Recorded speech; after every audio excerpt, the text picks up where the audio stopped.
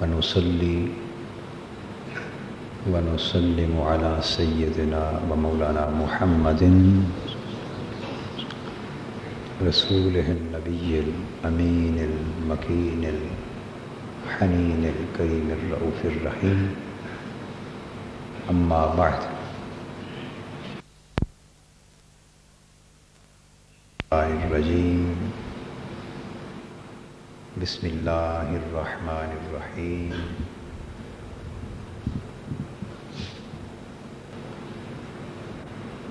قل بفضل الله وبرحمته فبذلك فليفرحوا هو خير مما يجمعون. صدق الله مولانا العظيم. محترم علماء کرام، معزز خواتین و حضرات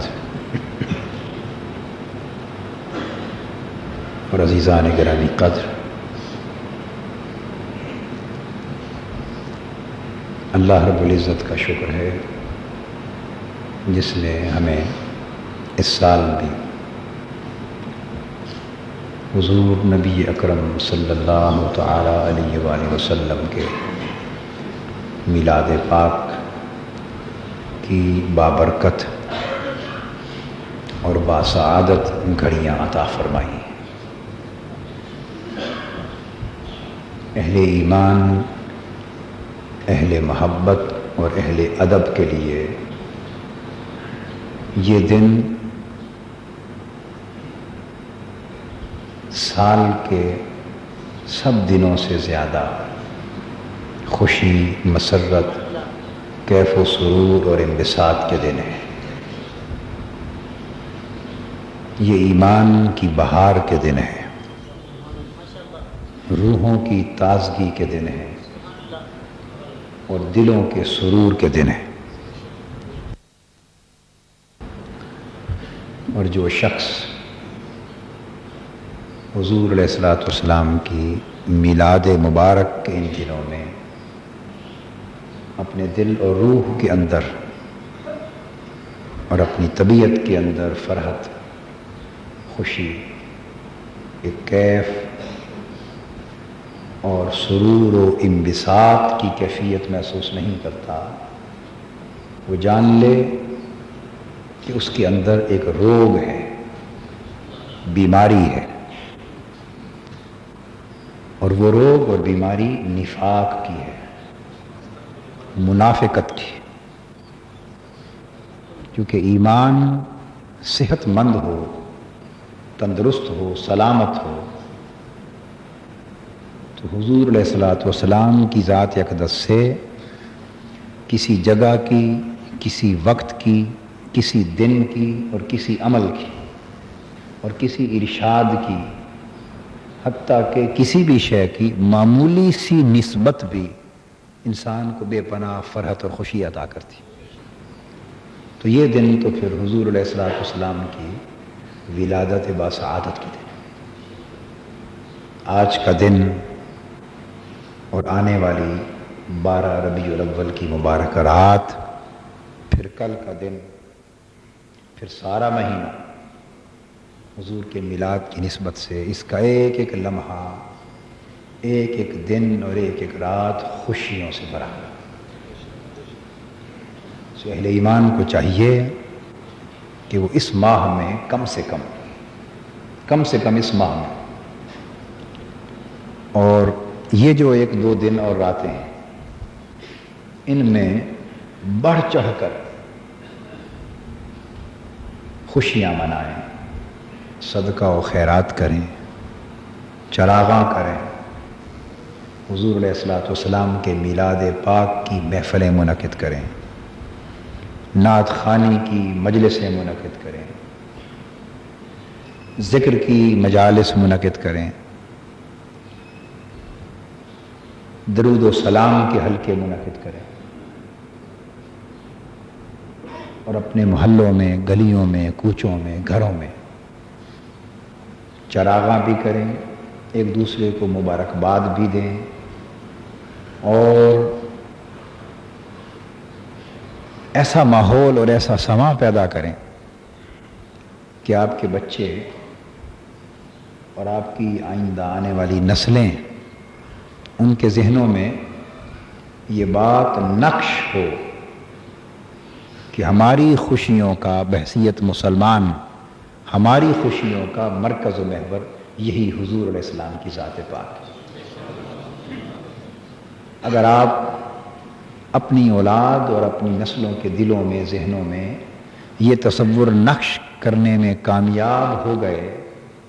نقش کرنے میں کامیاب ہو گئے، تو آپ سمجھیں کہ آپ نے اپنی نسلوں کے اندر ایمان کی مضبوط بنیاد رکھ دی،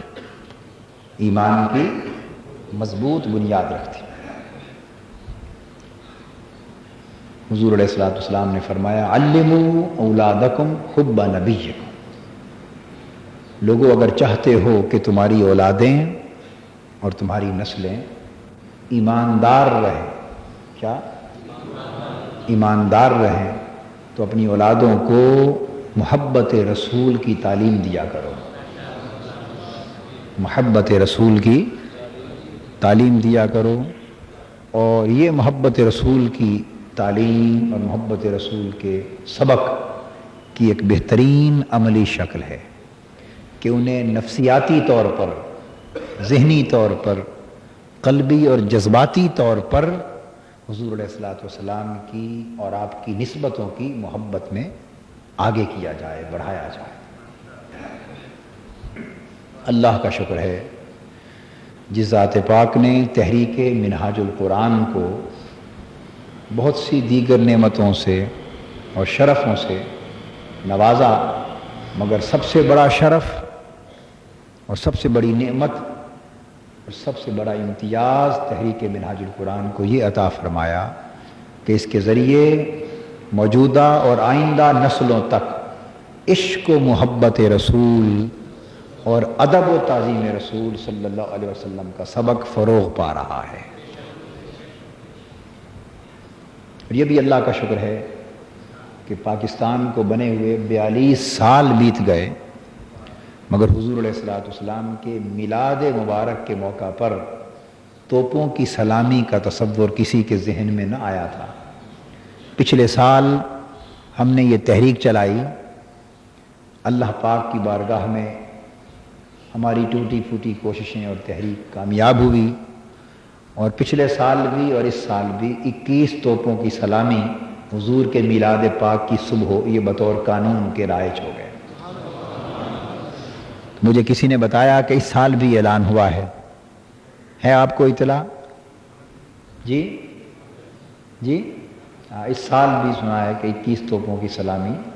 حضور کے میلاد پاک کے موقع پر ہو رہی ہے۔ تو وقت گزرے گا انشاءاللہ تو عدد بڑھتے جائیں گے، اور جب مصطفی انقلاب کا دور آئے گا تو خدا جانے رنگ ہی دوبالا ہو جائے گا۔ ماشاءاللہ۔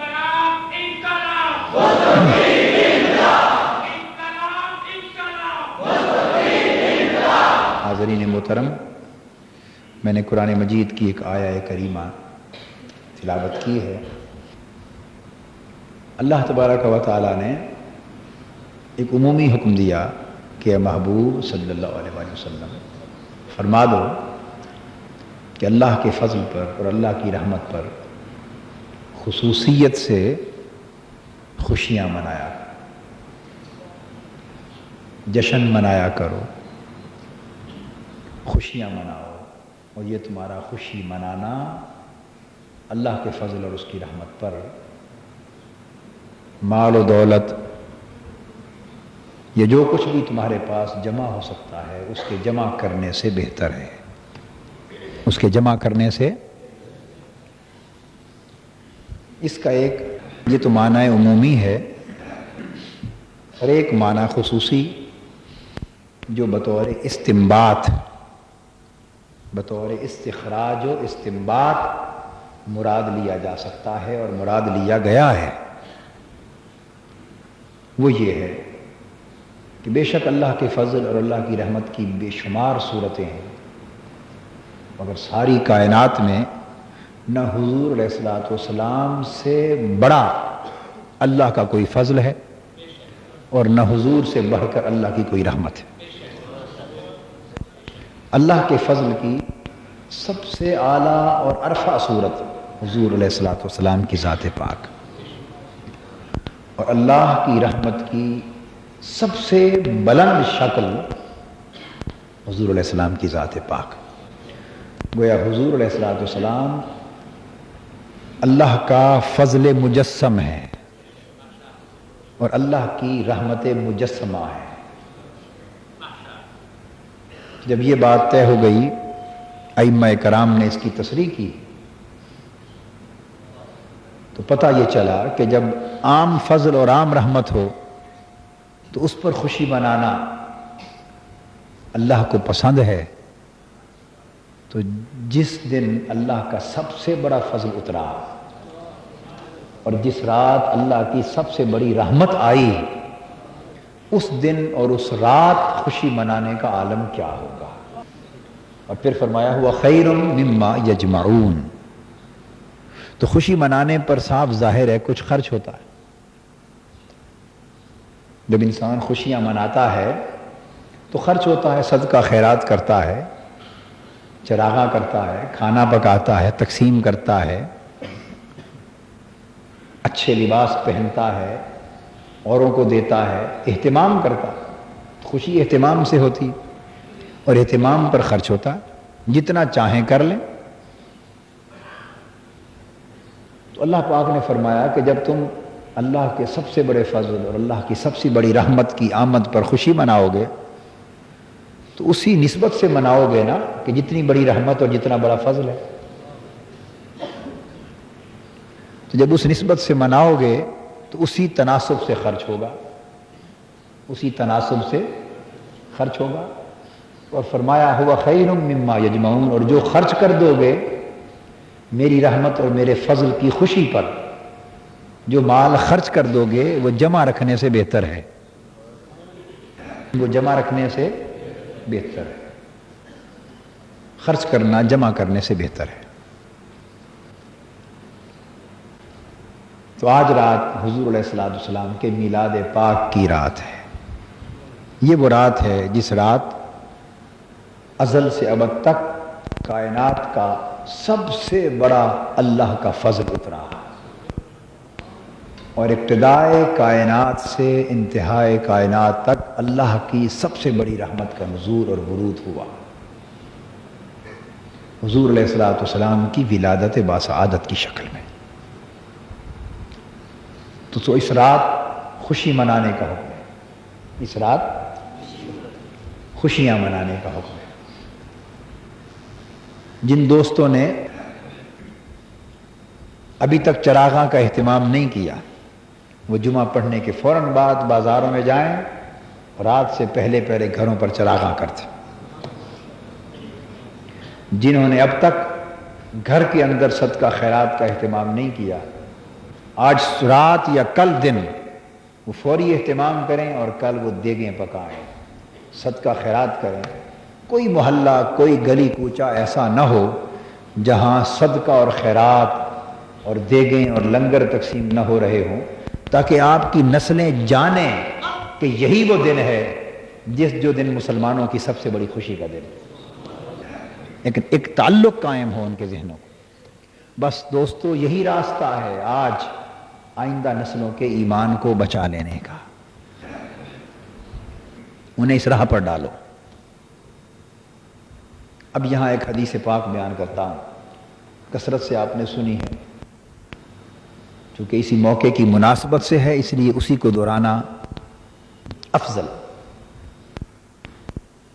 حضور علیہ الصلوۃ والسلام کی ولادت باسعادت اس 12 ربیع الاول کی رات کو، آپ کے والد ماجد کا آپ کو معلوم ہے انتقال ہو گیا تھا پہلے سے۔ حضرت آمنہ رضی اللہ تعالیٰ عنہ تنہا تھی۔ ابو لہب جو سگا نہیں، رشتے میں چچا بنتا ہے، رشتہ دار ہے، رشتے میں چچا، اس نے اپنی باندی سویبہ کو بھیجا، سویبہ کو،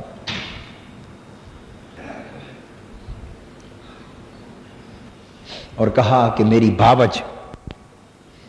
یعنی میرے بھائی عبداللہ کی بیوی آج اس کے ہاں ولادت ہے، تو جا خدمت کر، جب تولد ہو جائے مجھے بھی اطلاع کرنا کہ بھائی میرا فوت ہو گیا، اس کے گھر آج کیا ہوتا ہے۔ ابو لہب کی باندی سویبہ حضرت آمنہ رضی اللہ تعالیٰ عنہ کے گھر آئی، خدمت کرتی رہی۔ جب صبح و سحر کا سہانا وقت ہوا تو حضور علیہ الصلوۃ والسلام وہ نور مجسم، وہ پیکر حسن حضرت آمنہ کی گود میں تشریف لے آئے، تاریکیوں کو اجالے میں بدلنے والے، ظلمتوں کو روشنیوں میں بدلنے والے، اور کائنات، ساری کائنات کا اور ساری انسانیت کا تاریک مقدر روشن فرمانے والے، روشن سویرے کے وقت تشریف لے آئے۔ حضور کی ولادت ہوئی۔ وہ جو باندی تھی سویبہ، وہ دوڑتی دوڑتی گئی ابو لہب کے پاس اور جا کے کہتی ہے، ابو لہب تمہیں مبارک ہو، اللہ نے تیرے بھائی، مرحوم بھائی کو بیٹا دیا، اللہ نے تجھے بھتیجا دیا۔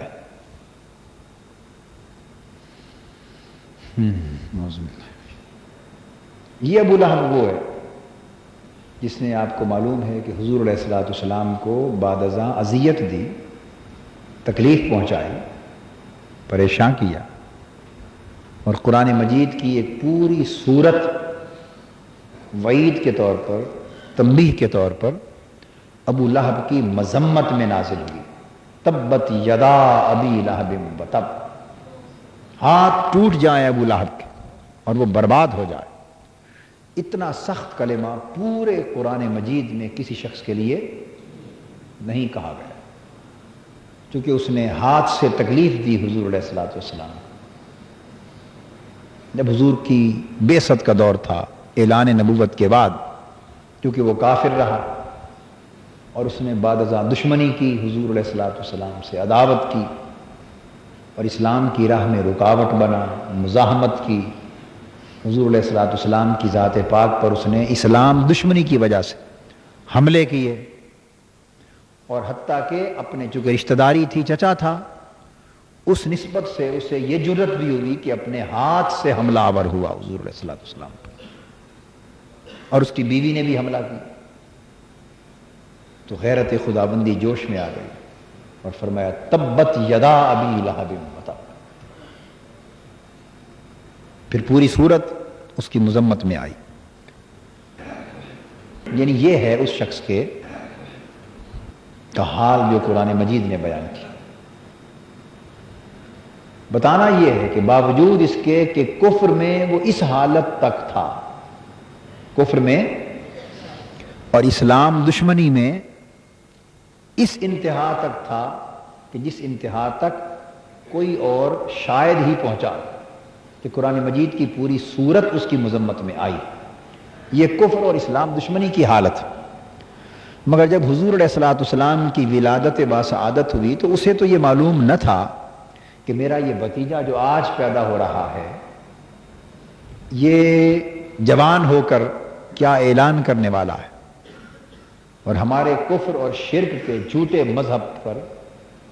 کس طرح زد کر ڈالنے والا۔ سو اسے تو اطلاع ملی حضور علیہ السلام کی ولادت باسعادت کی، بھتیجے کی ولادت سمجھ کر، مرحوم بھائی کے یتیم بیٹے کی ولادت سمجھ کر اسے خوشی ہوئی۔ اس نے جب سنا سویبہ کے منہ سے کہ مبارک ہو تمہیں، اللہ نے تیرے بھائی کو بیٹا عطا کیا، اس نے خوشی میں اپنی ان 2 انگلیوں سے اشارہ کیا اور کہا جا سویبہ، میں نے تمہیں اپنے بھتیجے محمد کی ولادت کی خوشی میں آزاد کر دیا، آزاد کر دیا، بات ختم ہو گئی۔ پھر حضور علیہ الصلوۃ والسلام کی جوانی کا دور آیا، اعلان نبوت ہوا، پھر اس نے اسلام دشمنی کے واقعات اس سے سرزد ہوئے تاکہ وہ مر گئے اور اسی حالت کفر میں مرا۔ اب حدیث پاک میں آتا ہے کہ مرنے کے بعد، صحیح بخاری میں ہے،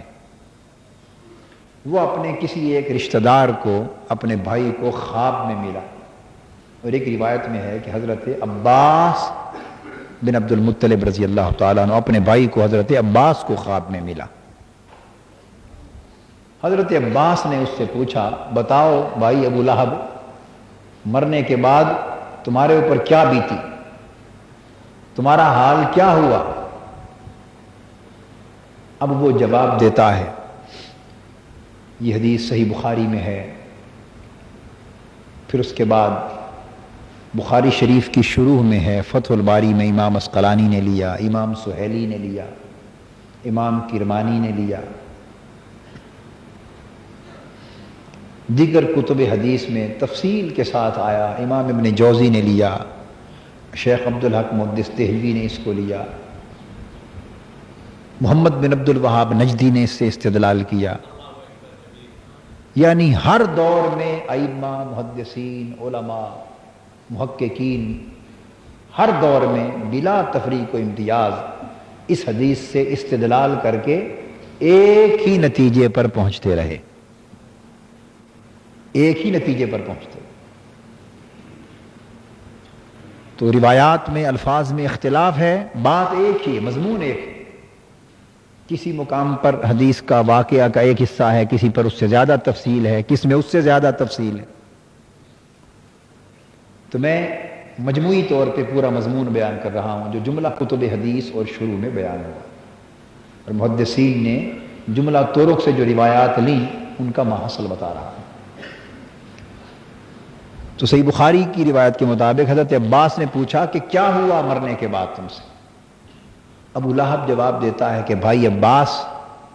چونکہ کافر تھا، اس نے کہا کہ مرنے کے بعد میری حالت بڑی بری ہے، تم سے بچھڑنے کے بعد بڑے برے حال میں ہوں، اور مسلسل عذاب میں، دوزخ اور جہنم کی آگ میں عذاب میں رہتا ہوں، مگر جب پیر کا دن آتا ہے، وہ پیر کی صبح جس دن حضور علیہ الصلوۃ والسلام کی ولادت باسعادت ہوئی تھی، تو جب پیر کا دن آتا ہے اس دن مجھ سے دوزخ کا عذاب کم کر دیا جاتا ہے، کچھ اٹھا دیا جاتا ہے، عذاب میں تخفیف کر دی جاتی ہے پیر کے دن ہر ہفتے۔ اور ایک روایت میں ہے کہ اس نے اشارہ کیا ان 2 انگلیوں کا، وہی 2 انگلیاں جن سے اس نے حضور کی ولادت کی خوشی میں سویبہ کو آزاد کرنے کا اشارہ کیا تھا۔ اس نے کہا کہ ان 2 انگلیوں سے ٹھنڈے پانی کا ایک چشمہ روا ہو جاتا ہے، وہ دن بھر پیتا ہوں، پیاس بجھاتا ہوں، سیراب ہوتا ہوں، تو اس دن عذاب بھی کم ہوتا ہے، پیاس بھی بجھتی ہے، باقی دنوں میں عذاب میں رہتا ہوں۔ اور یہ تخفیف عذاب کی اور یہ ٹھنڈے پانی سے میری پیاس کا بجھایا جانا اس وجہ سے ہے کہ اس دن میں نے اپنے بھتیجے محمد کے میلاد کی خوشی میں آزاد کیا تھا سویبہ صلی اللہ علیہ وسلم، حضور کی ولادت کی خوشی میں سویبہ کو آزاد کیا تھا۔ یہ حدیث پاک۔ اب یہاں ایک نکتہ سمجھانا چاہتا ہوں، اگر کسی کے ذہن میں یہ خیال آئے، کسی کے ذہن میں نادانی کے باعث، ناسمجھی کے باعث، کم فہمی کے باعث یہ خیال آئے کہ وہ جو عذاب کی تخفیف ہوتی ہے اور وہ ان انگلیوں سے جو پانی ٹھنڈا اس کو ملتا ہے، سیرابی ہوتی، اس کی وجہ اس لونڈی کو آزاد کرنے کا نیک عمل ہے، اور حضور کی ولادت باسعادت کی خوشی سے اس کا کوئی تعلق نہیں۔ اگر کوئی یہ خیال کرے تو یہ نکتہ سمجھانا چاہتا ہوں از روئے شرع کہ کیا وہ جو عذاب اس کافر پر کم ہوا، اس کافر پر جو عذاب اس دن کم ہوا اور ان 2 انگلیوں سے جو ٹھنڈا پانی سیرابی کے لیے ملا، کیا اس کی وجہ اس باندی اور لونڈی کو آزاد کرنے کا، یہ بھی ایک صدقہ ہے، آزاد کرنے کا جو نیک عمل ہے، تو کیا وجہ وہ نیک عمل ہے یا حضور کی ولادت کی خوشی؟ دو سبب ہو سکتے ہیں نا، یا وہ عمل فی نفس ہی باعث ہو، اور یا حضور کی ولادت کی خبر سن کر جو اس نے کیا وہ باعث ہو۔ تو دیکھنا یہ ہے کہ اس کا سبب اور علت کیا ہے۔ تو یہ خیال کرنا کہ وہ آزاد کرنے کا جو نیک عمل تھا وہ سبب ہے، یہ سراسر غلط اور قرآن اور حدیث اور شریعت کے خلاف، یہ تصور وہم باطل ہے، اس لیے کہ یہ ایک نیک عمل ہے اور اس سے بھی بڑے نیک عمل انسانی زندگی میں ہو سکتے ہیں۔ قاعدہ کلیہ یہ ہے کہ نیک عمل کا اجر اور نیک عمل کی جزا آخرت میں صرف اہل ایمان کو ملتی، مرنے کے بعد کوئی بھی نیک عمل ہو، کیا کوئی بھی نیک عمل ہو تو نیک عمل پہ اجر اور جزا مرنے کے بعد کافروں کو نہیں ملتی، صرف اہل ایمان کے لیے مختص، کافر کے لیے نہیں۔ کافر کو اس کا بدلہ اللہ کی جانب سے رحمت یا بھلائی کی جو بھی شکل ہو وہ مرنے سے پہلے اسی دنیا میں مل جاتا ہے۔ اگر کافر کوئی نیک عمل کرتا ہے، ہسپتال بنا دے کسی غریب کے لیے، غریبوں کے لیے رفاہی کام کر دے، کالونیاں بنا دے غریبوں کے لیے، آزاد کر دے لوگوں کو، غلاموں کو، باندیوں کو خرید کر، کسی کی امداد کر دے، کسی غریب کے بچے کو پڑھا دے، مریض کا علاج کر دے، جو چاہے خرچ کر دے، کافر اس کو ان تمام اعمال اور صدقات اور خیرات کا اجر اور صلہ اسی دنیا میں مل جاتا ہے۔ اللہ پاک ظلم نہیں فرماتا، اللہ ظلم، تو کافر کے لیے اجر اور صلہ اس دنیا میں ہے، مرنے کے بعد نہیں ہے۔ مرنے کے بعد اجر اور صلہ صرف اہل ایمان کے لیے۔ تو یہ بات ابو لہب کے مرنے کے بعد کی ہے، عذاب جہنم کی، قبر کی بات، اس دنیا کی نہیں۔ اس لیے یہ گمان کرنا کہ وہ اس نیک عمل کا کوئی اجر ملا، یہ گمان باطل ہے۔ اور دوسری بات قرآن مجید کا یہ اور حدیث پاک اور شریعت کا قاعدہ ہے کہ اعمال الکفرۃ ھباء منثورا، کافروں کے عمل ذروں کی طرح منتشر ہو جاتے ہیں، آخرت میں ان کا کوئی وجود نہیں رہتا۔ کافروں اور مشرکوں کے عمل آخرت میں منتشر، ختم، معدوم ہو جاتے ہیں، ان کا کوئی اجر کوئی جزا آخرت میں نہیں ہوتی۔ تو جب یہ امکان ہی نہ رہا تو وجہ کیا ہوگی؟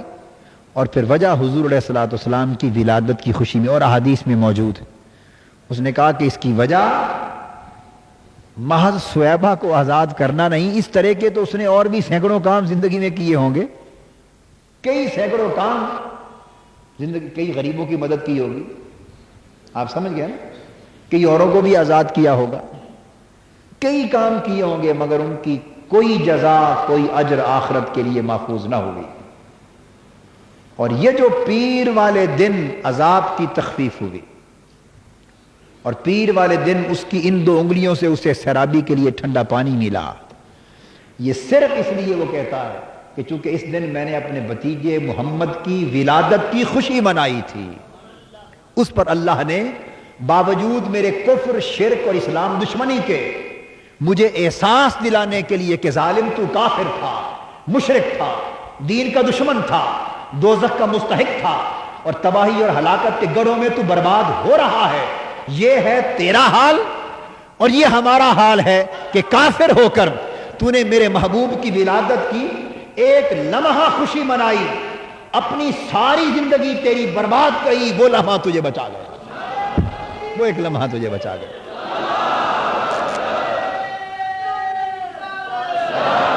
گویا تیرے کفر نے تیری زندگی کے سارے عمل، سارے صدقے، خیرات، اعمال، سخاوت، جو کچھ تو نے کیا ہوگا، تیرے کفر نے سب کچھ مٹا دیا، مگر اس عمل کو تیرا کفر بھی نہ مٹا سکا جو میرے محبوب کی ولادت کی خوشی میں کیا گیا تھا۔ اب بات کو سمجھے ہے نا، کفر و شرک نے تیرا سب کچھ مٹا دیا اور تو جہنم کا ایندھن بنا، مگر ایک عمل میرے محبوب کی ولادت کی خوشی کا، اسے ابو لہب کا کفر بھی مٹا نہ سکا۔ کفر بھی مٹا نہ سکا، وہ بھی محفوظ رہا۔ اب نکتہ سمجھے ہیں نا؟ اس پہ کسی نے کیا خوب کہا کہ دوستاں را کجا کنی محروم، تو کے بعد دشمنا خبرداری۔ پیارے محبوب، آپ اپنے دوستوں اور غلاموں کو کیسے محروم رکھیں گے اپنے لطف و کرم سے کہ آپ کی رحمت کا تو یہ عالم ہے کہ دشمنوں کو بھی نظر میں رکھا ہے، دشمنوں کو بھی نواز رہے۔ اس پر ائمہ کرام اور محدثین اور بزرگان دین اور علماء اور اولیاء اور صلحاء بیان کرتے ہیں کہ حضور کی ولادت باسعادت کی خوشی وہ خوشی ہے کہ اگر کافر بھی منائے تو معروم نہیں جاتا، اور حضور کی گناہگار امت ہو، جتنے بھی گناہگار سہی، جتنے بھی عاجز سہی، خطا کار سہی، غافل سہی، جتنے بھی، مگر ہوں کلمہ گو، اور اس نے تو بھتیجا سمجھ کے خوشی منائی تو رب نے اسے بھی محفوظ کر لیا، اور جو اپنا آقا اور نبی سمجھ کر حضور کے میلاد کی خوشی منائے گا، اندازہ کر لیں کہ آخرت میں اللہ پاک کی رحمتوں کا عالم کیا ہوگا۔ اس لیے کچھ لوگ جو عملاً زیادہ مذہبی زندگی گزارنے والے نہیں ہوتے، ہمارے علاقے میں بھی ہیں، عملاً زیادہ مذہبی اور دینی زندگی بسر نہیں کرتے، زندگی میں کمزوریاں ہوتی ہیں، غفلتیں ہوتی ہیں، تھوڑی بے پرواہیاں ہوتی ہیں۔ اللہ پاک سب کو توفیق دے کہ بڑھ چڑھ کے دین کی راہ پر وہ عمل پیرا ہو، مگر ان کے لیے بھی میں متوجہ انہیں کرنا چاہتا ہوں کہ ساری کوتاہیاں، ساری غفلتیں اپنی جگہ، مگر کم سے کم جب حضور کی خوشی کا دن آئے یہاں کوتاہی نہ کیا کریں، غفلت نہ کیا کریں۔ ممکن ہے اسی مستعدی کے باعث اللہ دین میں باقی آپ کو استقامت عطا فرما دے۔ تو حضور کی ولادت باسعادت کی خوشی ابو لہب کے لیے بھی تخفیف عذاب کا باعث بن گئی۔ اب یہاں جو نقطہ قابل توجہ یہ ہے کافر کا عمل کیا؟ ایک کافر نے حضور کے میلاد اور ولادت کی خوشی منائی اور اللہ پاک نے اس کا اجر رائگاں نہ جانے دیا۔ محدثین کہتے ہیں کہ یہ حضور علیہ الصلوۃ والسلام کے خصائص میں سے ہے، آقا کے خصائص میں سے، یہ صرف حضور کی ذات پاک کے ساتھ مختص ہے کہ حضور علیہ السلام کی ذات اقدس کی محبت میں، حضور کے تعلق میں، حضور کی نسبت میں، حضور کے حیا میں، حضور کے ادب میں اگر کافر نے بھی کوئی کام کر دیا تو وہ بھی رائگاں نہیں جاتا، باقی ہر کام رائگاں چلا جا سکتا ہے۔ حضور کے چچا حضرت ابو طالب معروف روایت کے مطابق وہ آخر وقت تک ایمان نہیں لائے، ایک روایت کے مطابق لے آئے، ایک روایت کے مطابق انتقال کے بعد حضور نے معجزتاً زندہ کر کے کلمہ پڑھایا۔ میں اس موضوع پر گفتگو نہیں کر رہا، اس پر میرے 2-3 جمعوں کے خطابات ہیں، آپ چاہیں تو کیسٹ سن سکتے ہیں، مگر میں وہ روایت لے رہا ہوں صحیح بخاری کی جس کی روح سے انہوں نے آخر وقت تک کلمہ نہیں پڑھا، اس کے حوالے سے نقطہ سمجھانا چاہتا۔ کسی نے حضور علیہ السلام سے پوچھا، صحیح بخاری میں ہے، حضور آپ کے چچا ابو طالب آخر وقت تک تادم انتقال انہوں نے کلمہ نہیں پڑھا، کافر رہے، فوت ہو گئے اس ایک روایت کے مطابق، مگر انہوں نے خدمت حضور کی بہت کی تھی، بچپن سے پالا تھا، خدمت کی تھی، دشمنوں کے سامنے ڈھال بنے تھے، حضور کی خدمت بہت کی تھی،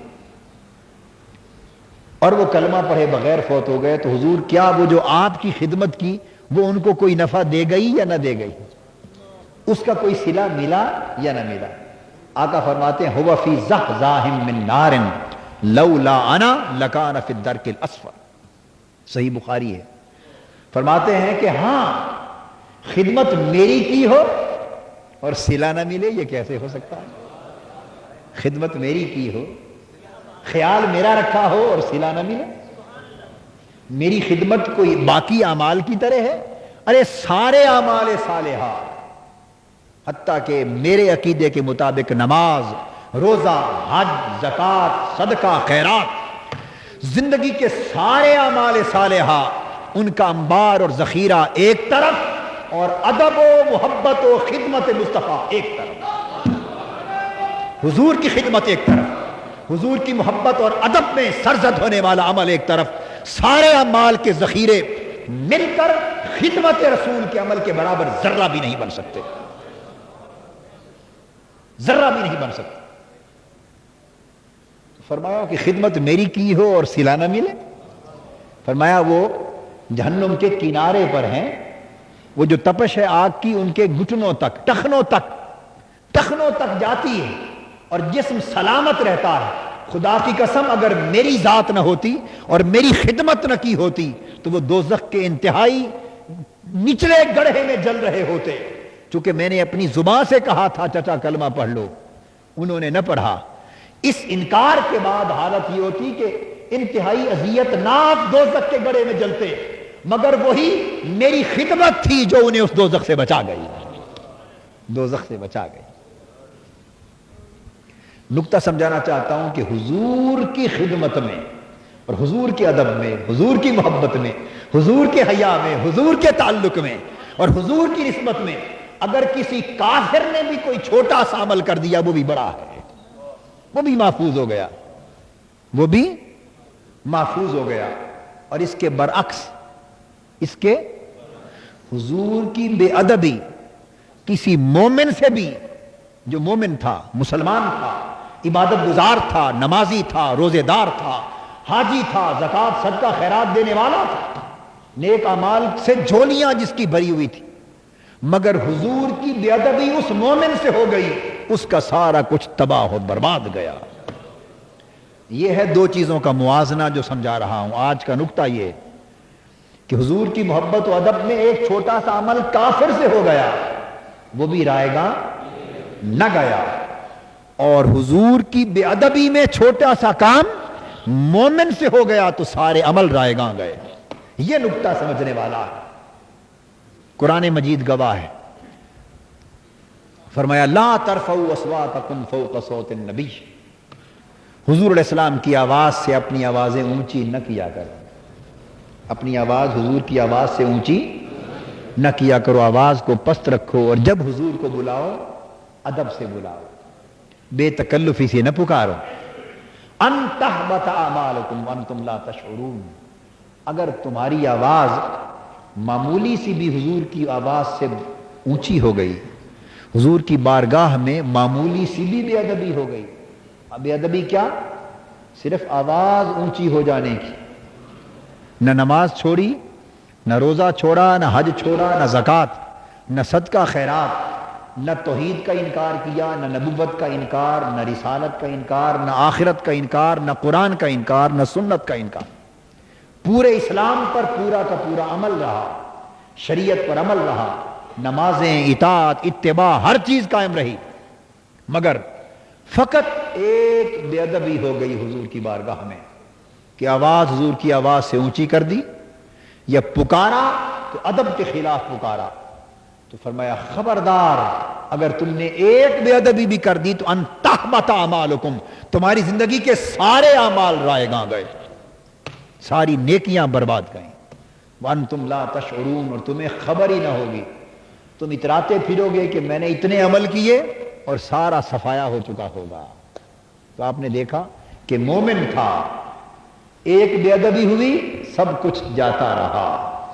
اور ادھر کافر تھا اور حضور کے ادب میں ایک عمل ہوا اور وہی عمل بھی محفوظ رہا۔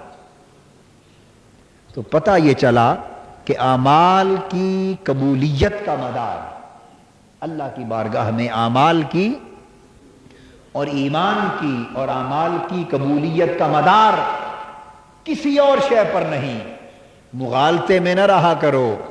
اعمال کرو، اعمال صالحہ کرو، اللہ اللہ کرو، اطاعت اختیار کرو، اتباع اختیار کرو، محبت اختیار کرو، حضور کی سیرت پاک کی پیروی کرو، تمام تر احکام شریعت پر عمل کرو، مگر یہ سن لو کہ ان تمام تر اعمال کی اللہ کی بارگاہ میں قبولیت کا انحصار حضور کی محبت و نسبت پر ہے، حضور علیہ الصلوۃ والسلام کی محبت و نسبت پر ہے، حضور کی محبت و ادب پر ہے، حضور کی تعظیم و تکریم پر ہے، حضور سے تعلق پر ہے۔ اگر یہ تعلق محبت اور ادب والا سلامت ہے تو پھر خیر ہے، اگر یہ سلامت نہیں تو پھر خیر نہیں۔ اس لیے کیا خوب کسی نے کہا کہ ثابت ہوا کہ جملہ فرائض فروع ہیں، ثابت ہوا کہ جملہ فرائض فروع ہیں یعنی برانچز ہیں، شاخیں ہیں۔ اصل الاصول بندگی استاجور کی ہے، اور اصل بندگی وہ تو حضور کی غلامی ہے۔ اگر یہ قائم ہے تو ساری عبادتیں مقبول، اگر یہ قائم نہیں تو ساری عبادتیں رائے گاہ۔ سو حاضرین محترم، آج میلاد پاک کی رات ہے، میں نے اس کی اہمیت بیان کر دی۔ سو دل کھول کے آج کی رات، کل کا دن خوشیاں مناؤ، اور پھر پورا مہینہ مناؤ، ہر گھر محفلیں کرو، خوشی مناؤ، تاکہ اللہ پاک ہمارے گناہوں کو بھی مٹا دے، عذاب کی تخفیف فرما دے، اور نیکی، تقوی اور ایمان کی دولت سے مالا مال کرے۔ اس باب میں سنیے، چونکہ میلاد پاک کا مہینہ ہے، میں آپ کو 2 کتابیں ریکمینڈ کرنا چاہتا ہوں۔ جاتے ہوئے آپ میں سے کوشش کرے کہ ہر شخص